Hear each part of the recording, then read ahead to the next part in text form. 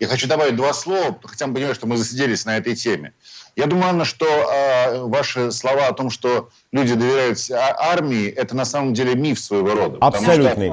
Это абсолютный миф, потому что это, безусловно, следствие опроса общественного мнения, но количество и перечень ответов, которые предлагаются в таких случаях, это либо перечень общесиловых ведомств.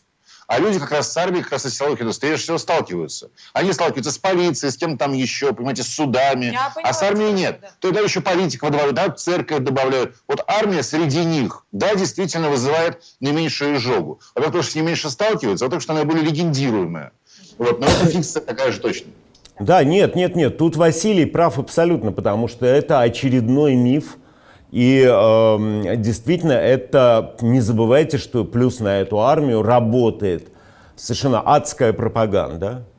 Но вместе с тем невозможно не заметить, что все равно, армия — это же некая такая футбольная, хоккейная команда. Да? Мы видим, что она только проигрывает матчи, что она только проигрывает войны, что никакого эффекта от действия этой армии реального нету нигде. Ни в Украине, ни в Сирии, вообще нету этого эффекта. И более того, проигранные две чеченские войны тоже позволяют к этой армии относиться, скажем так, весьма и весьма трезво.